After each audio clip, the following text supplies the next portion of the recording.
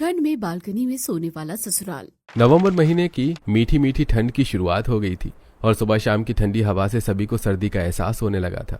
ऐसे में रात का खाना बनाने के बाद पायल बालकनी में अपने ससुराल वालों के लिए बिस्तर लगा रही होती है। पता नहीं कौन सा शौक है इन लोगों को बालकनी में सोने का। घर छोड़कर इन लोगों को सोना है तो बालकनी में, बैठना है तो बालकनी में, सोना है तो बालकनी में, बात करनी है तो बालकनी में, वो भी इतनी ठंड में। मेरे समझ नहीं आता इन लोगों को बालकनी से क्या ही प्यार है। पायल सभी के लिए बालकनी में बिस्तर लगाती है और उसके बाद रसोई में जाती है। पायल अपने सभी ससुराल वालों के लिए बालकनी में खाना लेकर जाती है। भाभी, खाना तो बहुत ही लाजवाब बना हुआ है और बालकनी की ठंडी हवा में बैठकर खाने में तो ये खाना और भी ज्यादा अच्छा लग रहा है। पता नहीं सर्दी में बालकनी पर क्या अच्छा लग रहा है। अरे खाना ठंडा हो गया बहू, जरा इसे गर्म कर दे। पायल रसोई में खाना गर्म करने जाती है। ठंडी हवा में खाना कितनी जल्दी ठंडा हो जाता है, ये नहीं नजर आता है इन लोगों को। मुझे बार बार सब कुछ गर्म करना पड़ता है। पायल गर्मा गर्म रोटी फिर से अपने ससुराल वालों के पास लेकर जाती है। सभी लोग खाना खाते हैं और फिर बालकनी में अपने अपने बिस्तर पर लेट जाते हैं। गर्मियों में भी हम लोग छत पर सोते थे तो कितना मजा आता था। और बरसात के दिनों में हमने बालकनी में सोना शुरू कर दिया। बारिश की हल्की हल्की सी फुहार सारी रात चेहरे पर गिरती रहती थी। कितना ज्यादा अच्छा लगता था। सच में सर्दी, गर्मी या बरसात, हर मौसम में बालकनी में सोने में जो मजा आता है ना, वो मजा कहीं भी नहीं है। ये बात तो बिल्कुल सच है। पहले तो मैं कमरे में ही सोता था, लेकिन अब मुझे भी बालकनी में सोने में मजा आने लगा है। जहाँ सभी लोग बालकनी में लेटे खुश हो रहे होते हैं, वहीं पायल अपना काम खत्म करके ऋषभ के पास आती है और वो भी अपने बिस्तर पर लेट जाती है और मन ही मन सोचती है, ये लोग इतना खुश हो रहे हैं, लेकिन कोई मुझसे पूछे मेरा कितना बुरा हाल हो रहा है। इस ठंडी हवा की वजह से सुबह सुबह उठते ही मुझे इतनी छींकें आने लगती है और फिर मेरा सिर दर्द करने लगता है। पर मेरा दर्द तो ये लोग समझते ही नहीं है। कितना खुश हो रही थी मैं 2 दिन पहले तक। बरसात का मौसम खत्म होकर अक्टूबर से नवंबर की शुरुआत हो गई थी और मौसम में सर्दी ने अपनी पूरी दस्तक दे दी थी। सुबह शाम सर्द हवाएं चलने लगी थी और ऐसे ही एक रात जब पायल का पूरा परिवार बालकनी में सो रहा होता है, तभी उन सभी को ठंडी हवा से कपकपी आने लगती है। अरे बहू, बहुत ज्यादा ठंडी हवा लग रही है यहाँ पर तो। हाँ, मेरे तो हाथ पैर एकदम ठंडे हो गए। अब बहू मेरी बात सुन, कल सुबह ना तू हमारे लिए मोटे वाले डबल प्लाई के कंबल निकाल देना। हाँ, वरना तो हमारी कुल्फी जम जाएगी। ठीक है, मैं सुबह सबके लिए डबल प्लाई के कंबल निकाल दूंगी। अब जैसे तैसे उस रात सभी ठिठुरते हुए बालकनी में सो जाते हैं। अगली सुबह जब पायल को रात में कहीं हुई अपने ससुराल वालों की बातें याद आती हैं, तो पायल मन ही मन बहुत ज्यादा खुश होती है और खुद से बोलती है, अब तो मेरे ससुराल वाले बालकनी में नहीं सोएंगे, क्योंकि अब तो उन्हें बालकनी में ठंडी हवा लग रही है। तभी तो उन्होंने मुझसे डबल प्लाई के कंबल निकालने को कहा है। अब तो हम सभी लोग अपने अपने कमरों में सोएंगे। कितना मजा आएगा इतने टाइम बाद अपने कमरे में सोने का। ऐसे ही खुशी खुशी में पायल सभी के लिए ब्रेकफास्ट में आलू के पराठे, पोहा और कई तरीके के व्यंजन पका देती है और सारा नाश्ता जाकर बालकनी में सजा देती है, जहाँ सभी लोग बैठे होते हैं। क्या बात है बहू, तूने आज बड़ी खुशी खुशी इतना सारा नाश्ता बनाया है, क्या सोच रही है? कुछ नहीं माँ जी, बस ऐसे ही। आज सुबह सुबह मूड अच्छा था मेरा, तो बस अच्छा अच्छा नाश्ता बना दिया मैंने। भगवान करे कि तुम्हारा मूड रोज ही इस तरह अच्छा रहे और रोज तुम ऐसा बढ़िया नाश्ता बनाती रहो। शायद ऐसा हो जाए और अब से मेरा मूड हर सुबह इतना ही अच्छा रहे। लगता है भाभी के हाथ कोई खुशियों का खजाना लग गया है भैया। चलो अच्छा है बहू, ऐसे खुश रहे, हमें और क्या चाहिए। चलो नाश्ता करते हैं सभी मिलकर। पायल भी अपने ससुराल वालों के साथ खुशी खुशी बैठकर बालकनी में नाश्ता करती है। अब जैसी रात होती है तो पायल सभी के बिस्तर उठाकर कमरों में रखने लगती है। तभी खुशबू अपनी भाभी को आवाज देते हुए बोलती है, अरे भाभी, ये क्या कर रही हो आप? हमारे बिस्तर कमरे में क्यों रख रही हो? कमरे में क्यों रख रही हो? उससे क्या मतलब है? आप लोग अंदर नहीं सो रहे क्या? कैसी बातें कर रही है बहू तू? भला हम क्यों अंदर सोएंगे? हम तो बालकनी में सोते हैं ना। और नहीं तो क्या, अरे अंदर कमरों में तो हमें सांस ही नहीं आता है, हम तो बालकनी में सोएंगे। पर बालकनी में तो आपको ठंड लग रही थी और आपने कंबल निकलवाए तो तभी तो तुझसे डबल प्लाई के कंबल निकलवाए हैं बहू, ताकि ठंडी हवा हमें ना लगे, यानी कि हम बाहर बालकनी में आराम से सो सके। अपनी सास और बाकी सभी की बातें सुनकर पायल के सारे अरमान चकनाचूर हो जाते हैं और वो अपने चेहरे पर जबरदस्ती की मुस्कुराहट लाते हुए वापस से सभी का बिस्तर बालकनी में लगा देती है और अपने कमरे में जाकर दरवाजा बंद कर लेती है और शीशे के आगे खड़ी होकर अपने आप को देखते हुए बोलती है, आखिर मेरा क्या गुनाह था जो मेरे जैसी मासूम के सारे सपने टूट गए। पता नहीं कब मुझे वापस से अपने कमरे में सोना नसीब होगा। मैं तो इन लोगों के साथ बालकनी में सो सोकर परेशान हो गई हूँ। मुझे वहाँ नींद भी नहीं आती, ऊपर से जो मेरी तबीयत खराब होती है अलग। आखिर मैं बोलूं तो किसको बोलूं? कोई तो मुझे सुन लो। पायल खुद से ही शीशे के आगे खड़ी होकर रोकर वापस से सभी के साथ जाकर बालकनी में सो जाती है। और रात को तेज तेज ठंडी हवा चलती है और सभी लोग आराम से कंबल ओढ़कर सोए हुए थे। और पायल धीरे से खुद से बोलती है, क्या करूं मैं? अगर कंबल से पूरा मुंह ढक रही हूँ तो मुझे सांस नहीं आ रहा है, और अगर कंबल से मुंह हटा रही हूँ तो ठंडी हवा की वजह से मुझे सांस भी नहीं आ रहा है। दोनों ही तरीकों से मेरी सांस रुक रही है और आंखों में मेरी नींद भरी हुई है। इतने बड़े घनघोर संकट में क्यों डाल रहे हो भगवान जी? ऐसे में आखिर कैसे सो जाऊं? बेचारी पायल सारी रात कभी अपने चेहरे को कभी कंबल से ढकती है तो कभी चेहरे से कंबल उतार लेती है, लेकिन दोनों ही सूरत में वो सो नहीं पाती। अगली सुबह पायल अपने पति से बालकनी में न सोने को लेकर इस बारे में बात करने का ठान लेती है। और जब ऋषभ कमरे में तैयार हो रहा होता है तब पायल उसके पास जाती है। सुनिए जी, मुझे आपसे कुछ बात करनी है। हाँ तो बोलो पायल, क्या बात है? जी वो बात यह है कि मैं बालकनी में नहीं सो सकती, मुझे नींद नहीं आई वहाँ पर।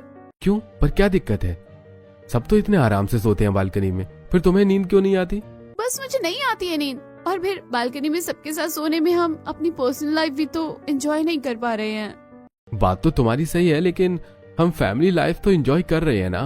सबके साथ देर रात तक बातें करते हैं, कितना अच्छा टाइम स्पेंड करते हैं। आपको समझाना तो भैंस के आगे बीन बजाना है। मैं ना माँ जी से ही बात कर लूंगी, जाने दो आप। ऋषभ ने मूड खट्टा होने के बाद पायल रसोई में काम कर रही अपनी सास और नंद के पास जाती है और बोलती है, माँ जी मैं आप लोगों से कुछ कहना चाहती हूँ। बोल बहू, क्या बात है, क्या कहना है? वो मैं कह रही थी कि हाँ बोलो भाभी, क्या बात है, क्या कहना चाहती हैं आप? मैं कह रही थी कि नाश्ता मैं बनाऊंगी, आप दोनों बाहर चले जाइए। आप क्यों तकलीफ करती हैं रोज रोज नाश्ता बनाने की? तो हम खाली बैठे क्या करें, हमें भी तो कोई काम करना ही है बहू। नहीं आप बाहर जाओ, मैं नाश्ता बनाऊंगी। पायल अपनी नंद और सास दोनों को रसोई से बाहर भेज देती है और फिर नाश्ता बनाने की तैयारी करने लगती है और मन ही मन सोचती है, कैसी मूर्ख है तू पायल, क्या कहना था और क्या कह दिया। अरे बालकनी में सोने वाली बात करनी थी और तू नाश्ता बनाने में लग गई। अरे हिम्मत दिखा, हिम्मत। आज रात किसी भी तरीके से तुझे बालकनी में सोने के लिए ना बोलना है बस। ऐसे ही खुद को मोटिवेट करते करते पायल सारा नाश्ता तैयार करती है और सारा दिन पायल के दिमाग में बस एक ही बात चलती रहती है, आज मुझे इस बालकनी में सोने के लिए सभी को ना बोलना है। रात हो जाती है, सभी का बिस्तर हर रात की तरह बालकनी में लग जाता है और तभी पायल अपना बिस्तर उठाने लगती है। अरे पायल, तुम अपना बिस्तर उठाकर कहाँ जा रही हो? हाँ बहू, क्या हो गया, बिस्तर झाड़ रही है क्या? नहीं माँ जी, मैं बिस्तर नहीं झाड़ रही हूँ, बल्कि मैं अपना बिस्तर लेकर अपने कमरे में जा रही हूँ। अरे कमरे में जा रही है? पर क्यों बहू, क्या हो गया है? मुझे ना यहाँ पर नींद नहीं आती है, तो मैं अकेली जाकर अंदर सो जाती हूँ ना। भाभी, आप अकेले अंदर कैसे सो जाओगी? आपको डर नहीं लगेगा क्या? नहीं, मुझे डर नहीं लगेगा, पर मैं यहाँ नहीं सोना चाहती हूँ। कैसी बातें कर रही है बहू? अरे जब हम सब लोग यहाँ हैं तो तू अकेले कमरे में क्यों सोएगी? ना, मैं और तेरे ससुर जी तुझे इस बात की इजाजत नहीं देंगे। तू यहीं हमारे साथ बालकनी में सोएगी बस। अपनी सास की बात सुनकर बेचारी पायल के बाकी के शब्द उसके गले के रास्ते से वापस उसके पेट में चले जाते हैं और वो बिना कुछ बोले अपना बिस्तर वापस से बालकनी में लगाती है और सभी के साथ बालकनी में सो जाती है। अगली सुबह गांव से पायल की जेठानी शीतल का वीडियो कॉल सुरेश के फोन पर आता है। और सब कैसा चल रहा है वहाँ पापा जी? अरे सब कुछ अच्छा है बड़ी बहू, बस गांव जैसी मौज नहीं है। वो तो बात है, शहरों में तो बड़े छोटे छोटे माचिस के डिब्बे जैसे घर होते हैं। ये बात तो तेरी बिल्कुल सही है बहू, पर वहाँ पर तो एक कमरे से दूसरे कमरे में जाने तक ही थोड़ा चलना पड़ता है, लेकिन यहाँ तो एक कमरे से दूसरे कमरे में कब पहुँच जाते हैं पता ही नहीं चलता। एक पाँव पहले कमरे में होता है और दूसरा पाँव दूसरे कमरे में। यहाँ बाहर आंगन भी नहीं है। तभी तो हम बालकनी में सोते हैं बहू। सही है माँ जी, खुली हवा में ही सोया करो बालकनी में। तभी तो मैंने आपको बालकनी में सोने की सलाह दी थी पहले ही आपको। और तेरी सलाह से बस हम तो बालकनी में डेरा जमा कर बैठे हुए हैं। अब ला जरा माँ जी से भी बात करवा दे। हाँ। इतना कहकर शीतल जल्दी से पास में बैठी हुई अपनी दादी सास ममता को फोन देती है। कैसी है बहू, सब कुशल मंगल तो है? सब कुशल मंगल है माँ जी, आप बताइए आपकी तबीयत कैसी है? सब कुछ अच्छा है। वैसे कब आ रहे हो तुम वापस? अब बस जल्दी ही आ जाएंगे, इनका इलाज पूरा ही होने वाला है। ठीक है, अपना ध्यान रखो, खुश रहो। इतना कहकर ममता फोन काट देती है और पायल वीडियो कॉल पर हो रही सारी बात सुन रही होती है और अपनी जेठानी की बातें सुनकर पायल सब्जी काटते हुए खुद से बोलती है, जेठानी भी ऐसी है, बताओ बाहर सोने की सलाह दे रही है। अगर इन लोगों को बाहर ही सोना है तो ये छत पर क्यों नहीं सोते हैं? छत पर भी तो हवा लगती है, पर इन्होंने बालकनी को ही दूसरा घर बनाया हुआ है। ये सब सोचते सोचते चाकू से सब्जी काटते काटते पायल की उंगली भी कट जाती है और वो जोर से चिल्लाती है, ओए अम्मा, हाय मैं तो मर गई। ओए अम्मा, मेरी उंगली कट गई। ओए अम्मा, ओए अम्मा, ओए अम्मा। अरे भाभी, क्या हो गया? आप गाना गा रही हैं या चिल्ला रही हैं? पायल खुशबू को उंगली दिखाते हुए कहती है, ननद जी, मेरी उंगली कट गई, उंगली से देखो खून निकल रहा है। अरे ध्यान से काम कर बहू, तेरा ध्यान कहाँ लगा हुआ है? बालकनी में लगा हुआ है। अब मेरा मतलब है कि मैं ध्यान से ही काम कर रही थी। माँ जी रुको भाभी, मैं फर्स्ट एड बॉक्स लेकर आती हूँ। खुशबू जल्दी से फर्स्ट एड बॉक्स लेकर आती है और पायल के हाथ पर पट्टी बांध देती है और पायल बड़े ही प्यार से बोलती है, माँ जी वैसे अगर आपको खुले में ही सोना है, ठंडी हवा का मजा लेना है, तो आप लोग छत पर क्यों नहीं सोते हो? कैसी बात कर रही है बहू, छत पर ज्यादा हवा लगती है, बालकनी में कम हवा लगती है। और फिर भाभी छत पर सोते हैं तो यही डर लगा रहता है कि कहीं नीचे चोर ना आ जाए, कोई खिड़की दरवाजा ना खुला रह जाए। और बालकनी में सोते हैं तो घर की भी रखवाली हो जाती है और किसी भी तरीके का डर भी नहीं रहता है। मतलब आपके पास हर बात का परफेक्ट सॉल्यूशन है। अब मैं सब्जी काट कर खाना बना लेती हूँ। अरे तेरे हाथ में लग गई है बहू, खाना मैं और खुशबू बना देंगे, तू आराम कर, आज कोई बात नहीं।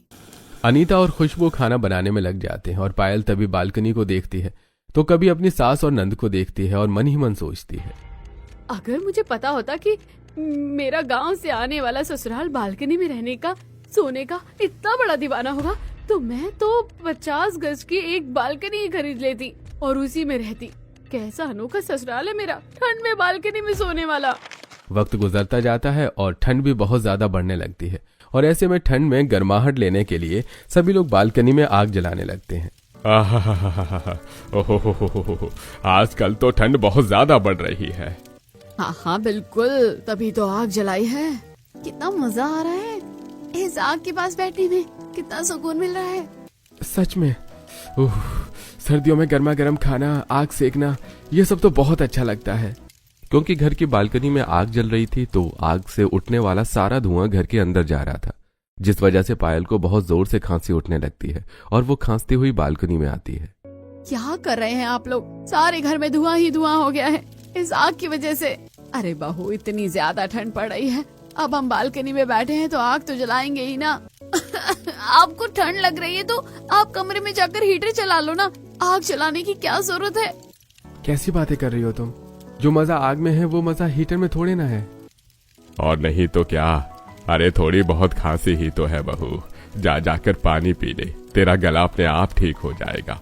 और ये धुआं है ना जो घर के अंदर, ये तो और भी अच्छा है। अरे सारे मच्छर मक्खी मर जाएंगे। आप लोगों का तो हर एंगल में ना ही होता है, बस कोई पॉजिटिव एंगल होता भी है मैं ही चली जाती हूँ या फिर अपने मुंह पर मास्क लगा लेती हूँ, वही सही रहेगा। पायल अपने कमरे में जाती है और अलमारी के ड्रॉर से एक मास्क निकालती है और उसे अपने चेहरे पर लगा लेती है और फिर बाकी का काम करती है। वक्त गुजरता चला जाता है। अब क्योंकि पायल के ससुराल वाले सारा दिन बालकनी में ही बैठे रहते थे तो इसलिए आसपास की औरतें उन सभी को देखकर तरह तरह की बातें बनाने लगती हैं। और एक दिन जब पायल मोहल्ले की औरतों के साथ सब्जी ले रही होती है तो, अरे तूने पायल के ससुराल वालों को देखा है? सारा दिन बालकनी में ही टंगे रहते हैं, जैसे किसी ने गमले सजा दिए हो। और नहीं तो क्या, खाना सोना बातें करना सब कुछ बालकनी में ही होता है। अरे इनका बस नहीं चलता, वरना बालकनी में ही नहा धो लेते। मुझे तो समझ नहीं आता कि पायल इन लोगों के साथ कैसे रह रही है। मैंने तो कितनी बार पायल को भी बालकनी में सोए हुए देखा है उन लोगों के साथ। अरे खरबूजे को देखकर खरबूजा रंग बदलता है। पायल भी अब उनके रंग में ढल गई है, इसलिए अब वो भी उनके जैसी गंवार हरकतें करने लगी हैं। शांति और उमा की बातें सुनकर पायल को बहुत बुरा लगता है, लेकिन बेचारी अब बोलती भी तो क्या बोलती।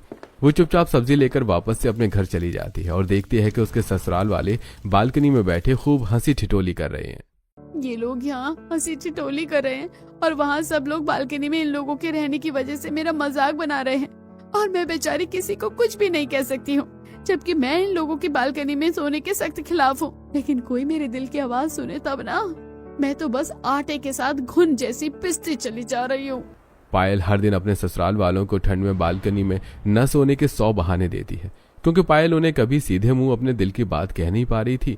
उसने अपने ससुराल वालों को बहुत इशारे दिए, लेकिन कोई उसकी बात नहीं समझ पा रहा था और सभी लोग लगातार बालकनी में ही सोते रहते हैं। ऐसे ही एक दिन जब पायल बालकनी की सफाई कर रही होती है, तभी उसके पड़ोसन उसे आवाज देती है। अरे अच्छे से बालकनी चमका ले पायल, तेरे ससुराल वालों को बालकनी में जो रहना है। वैसे एक बात बता दूं, सारे घर को किराए पर क्यों नहीं दे देती, अकेले बालकनी को ही रख लिया कर, क्योंकि तूने सारा घर तो बस बेकार में ही खरीद रखा है। आंटी जी, अब इंसान अंदर नहीं रह रहे तो क्या हुआ, सामान तो रखा हुआ है ना।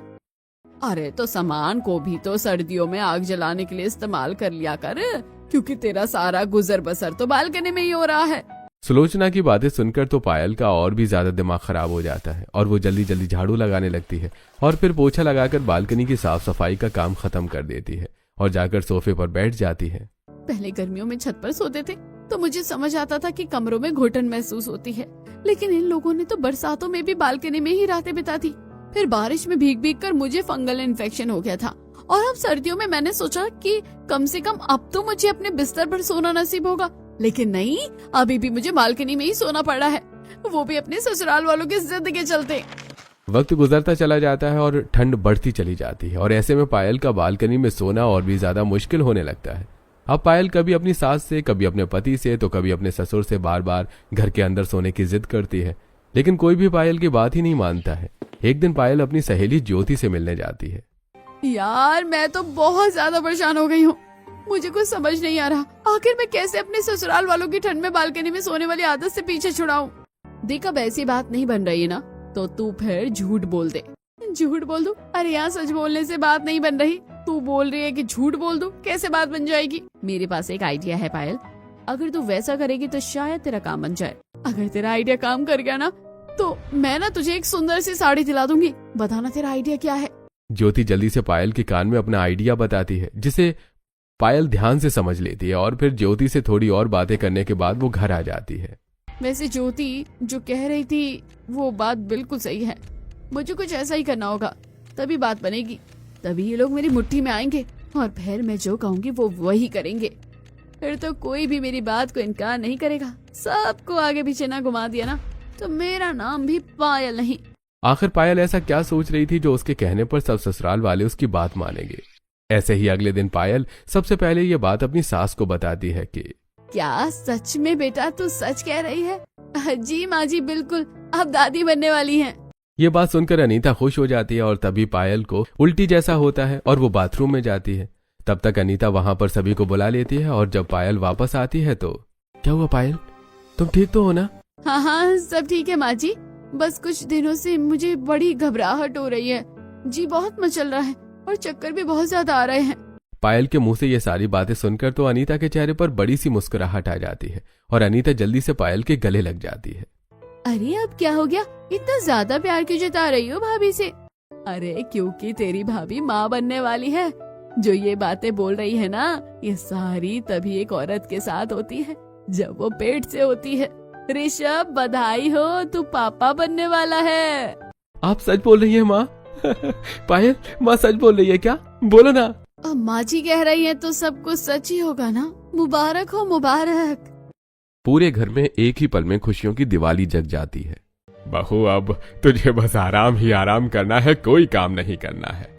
और जैसा जैसा मैं बोलूंगी ना बहू, सब कुछ वैसा वैसा ही करना। मैं तेरे 9 महीने ना बहुत यादगार बना दूंगी तेरे लिए। लो लग गया मेरा तीर निशाने पर। अब तो इन सब लोगों को मेरी बात माननी ही पड़ेगी, पर अगर एकदम से सब कुछ बोलूंगी तो कहीं किसी को शक ना हो जाए। धीरे धीरे करके मैं अपनी बातें इनसे मनवाऊंगी। अब पायल की प्रेगनेंसी के बाद अब गांव में बैठी हुई शीतल और ममता के पास भी पहुंचती है और दोनों पायल को बधाई देने के लिए उसे फोन करती हैं। नमस्ते दादी जी, कैसी हैं आप? मैं बिल्कुल ठीक हूँ बहू, बहुत बहुत बधाई हो तुझे। आपको भी बधाई हो दादी जी, बहुत बहुत बधाई। अपना खूब ख्याल रखना, जो दिल करे वो खाना, शर्माना मत बहू। ठीक है दादी जी, जैसा आप कहें सब वैसे ही करूँगी। हाँ ले अब अपनी जेठानी से भी बात कर ले। इतना कहकर ममता शीतल को फोन दे देती है और शीतल भी पायल को ढेर सारी बधाइयां देती है और बोलती है, पायल, अब मैं तुम्हारे पास आ रही हूँ तुम्हारा ख्याल रखने के लिए। आप यहाँ आ रही हैं? सच में क्या? अरे हाँ, बिल्कुल आ रही हूँ। ये खबर सुनकर तो अब मुझसे रहा नहीं जा रहा है। दिल तो कर रहा है कि उड़ के आ जाऊँ। ये आ गई तो कहीं मेरा प्लान फ्लॉप ना हो जाए, क्योंकि ये तो पहले ही सबको बालकनी में सोने की सलाह देती थी। क्या हो गया पायल, तुम मेरे आने से खुश नहीं हो क्या? नहीं नहीं, मैं तो बहुत खुश हूँ। जल्दी जल्दी आइए, मैं और मेरा होने वाला बच्चा आपका इंतजार कर रहे हैं। ऐसे ही थोड़ी देर बात करने के बाद पायल फोन काट देती है। अब पता नहीं आगे क्या होगा। मैंने जैसा सोचा है सब कुछ वैसा ही रहेगा, या फिर मेरा बना बनाया खेल बिगड़ जाएगा। जेठानी जी आ रही हैं, भगवान बस मेरा साथ देना और मैंने जैसे सोचा है सब वैसा ही हो जाए। अपनी जेठानी के आने की बात सुनकर पायल थोड़ी परेशान हो जाती है और अगले दिन शीतल अपने पति और दादी सास के साथ सामान लेकर सीधा पायल के घर आ जाती है, जहाँ सभी लोग शीतल का अच्छे से वेलकम करते हैं। पायल दादी सास के पैर छूती है। बस बस बेटा, जीती रहे। अब तुझे ज्यादा झुकने की जरूरत नहीं। तुझे अब अपना अच्छे से ध्यान रखना होगा। जी ठीक है दादी जी। पायल, मैं आ गई हूँ ना, तुझे चिंता करने की कोई भी जरूरत नहीं है। आप आ गई, यही तो सबसे बड़ी चिंता है। पता नहीं अब आप मेरा साथ देंगी या फिर सब कुछ बिगाड़ देंगी। हे भगवान, बस मुझे बचा लेना। मुझे बहुत डर लग रहा है, कहीं मेरा भांडा न फूट जाए। बस पायल, क्या बात है, कहाँ खो गई हो? तुझसे बात कर रही हूँ। कहीं नहीं दीदी, बस मैं ये सोच रही थी कि अब आप सब आ ही गए हैं तो अब बहुत अच्छा हो गया। पूरा परिवार एक साथ एंजॉय करेगा। बिल्कुल सही कहा, बहुत समय बाद पूरे परिवार को एक साथ सोने का मौका मिला है।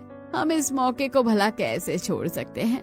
चलिए ना भाभी, बालकनी में चलते हैं। यहाँ पर बात करने में मजा नहीं आ रहा है। हमारा तो मन बालकनी में ही लगता है, घर के अंदर बिल्कुल भी नहीं लगता है। अरे हाँ हाँ, चलो चलो बालकनी में चलते हैं। इतने दिनों से मैं बालकनी वीडियो कॉल पर देख रही थी, आज असलियत में देख लेती हूँ कि कैसे आप सब यहाँ अकेले बालकनी का मजा लेते हैं। सभी लोग खींचकर शीतल को बालकनी की तरफ ले जाते हैं और शीतल भी सभी में घुल मिलकर बालकनी में ही बैठ जाती है और खुशबू सभी के लिए चाय बनाती है। तभी शीतल पायल को आवाज देकर उसे भी बालकनी में बिठा लेती है और सभी लोग हंसी मजाक करने लगते हैं।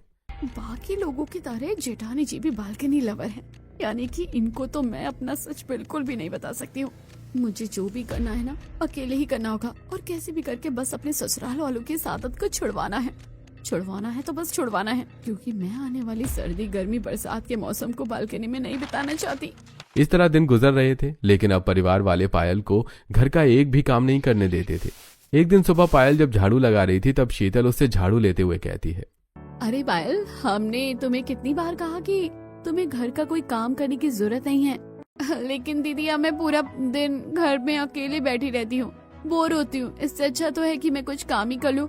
अरे तो तुम टीवी देख लो, बाकी सभी के साथ बैठकर बातें कर लो, लेकिन तुम्हें घर का कोई काम करने की जरूरत नहीं है। मैं हूँ ना काम करने के लिए। लेकिन दीदी, इस तरह बैठे बैठे बहुत आलस आ जाएगा और मैं बहुत आलसी हो जाऊंगी। उसके बाद काम करना मुश्किल हो जाएगा। कोई बात नहीं, बात की बाद में देखेंगे। एक तरफ पायल की जेठानी घर का सारा काम कर रही थी, झाड़ू पोछा और साफ सफाई। वहीं दूसरी तरफ रसोई में पायल की सास अनीता रसोई में सबके लिए खाना बना रही थी। तब सभी साथ में बैठकर बालकनी में खाना खाते हैं। खाना कैसा बना है? आज बहुत दिनों बाद खाना बनाया है मैंने। मम्मी जी, आपने खाना बनाया है तो सबसे अच्छा ही बना होगा ना? बिल्कुल, आपने तो बहुत अच्छा खाना बनाया है मम्मी जी। तो ठीक है पायल बहू, अब से तुझे मेरे हाथ का बना ही खाना खाना होगा। इस तरह दिन गुजर रहे थे। फिर एक दिन ऋषभ और सुरेश डॉक्टर से चेकअप करवाने के बाद घर वापस आते हैं। अजी, क्या कहा डॉक्टर ने? अब सब ठीक है ना? इस बार मेरे टेस्ट के रिजल्ट बहुत अच्छे आए हैं। अब मेरी तबीयत बिल्कुल ठीक है। चलो, ये तो बहुत अच्छी बात है। बिल्कुल सही कहा मम्मी। हाँ, अब मैं बिल्कुल ठीक हूँ। तो मेरा एक बार गांव जाने का बड़ा मन कर रहा था, कुछ दिन गांव में रुक कर आते, लेकिन। बिल्कुल सही कहा, लेकिन अब हम नहीं जा सकते। क्यों मम्मी जी?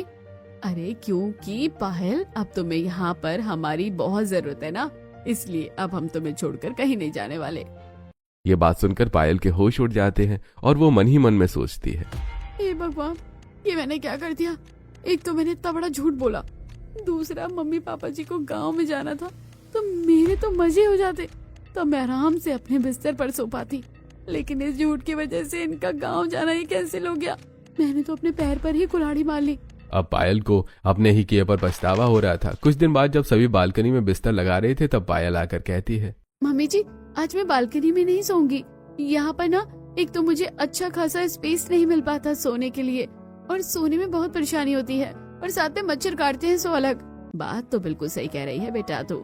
कोई बात नहीं, तू अंदर अकेली सो जा, लेकिन तुझे अंदर अकेले सोने में कोई परेशानी तो नहीं? कोई बात नहीं मम्मी, मैं पायल के साथ अंदर सो जाता हूँ। इस तरह ऋषभ और पायल आज अपने कमरे में सो जाते हैं और पायल को कमरे में सोने में बहुत अच्छा लग रहा था, लेकिन उसे नींद नहीं आती। वो पूरी रात सिर्फ एक ही बात सोचती है। मम्मी पापा जी, यहाँ चाय कब तक रुके? मेरे झूठ की वजह से मुझे कमरे में तो सोने को मिल गया। ये बात सोचकर पायल खुश हो ही रही थी कि तभी उसका मूड खराब हो जाता है।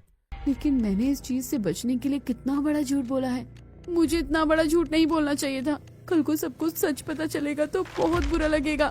इस तरह दिन गुजर रहे थे और अब हर कोई पायल का हद से ज्यादा ध्यान रख रहा था। पायल को बाहर नहीं जाने दिया जाता था। पायल आराम से अपने बिस्तर में बैठकर टीवी देखती और ये सब पायल के कमरे में ही जाकर बैठकर उससे बातें करने लगे थे। आजकल हम तो बालकनी में जाना ही भूल गए हैं, अंदर ही बैठे रहते हैं अब हम। हाँ, पायल बहू की वजह से।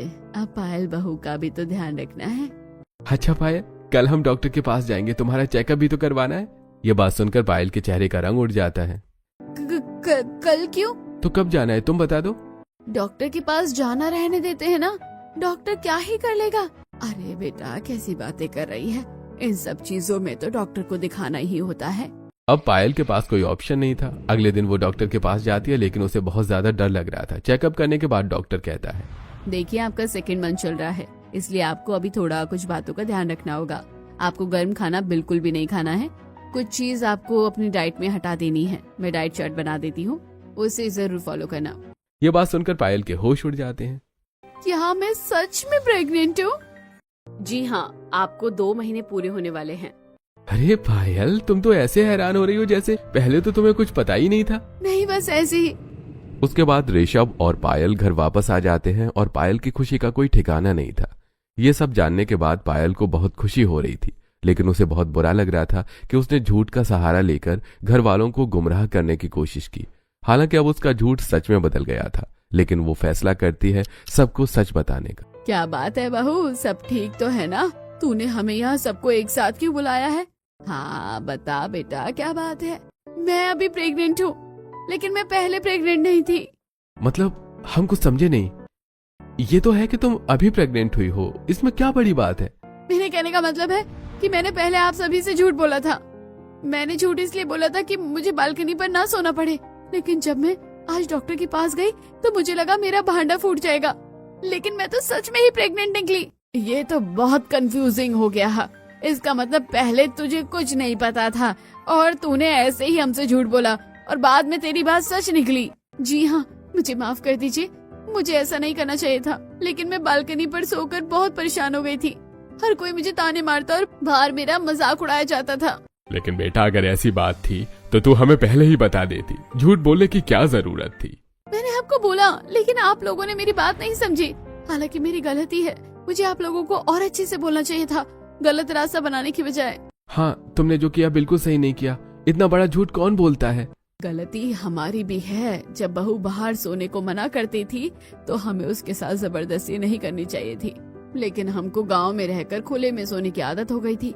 यहाँ पर अकेले बालकनी में सोने में अच्छा नहीं लगता था। यहाँ अंदर अंदर रहकर दम घुटने लगता है, इसलिए हमने ऐसा किया। लेकिन हमें सिर्फ अपने बारे में नहीं सोचना चाहिए था।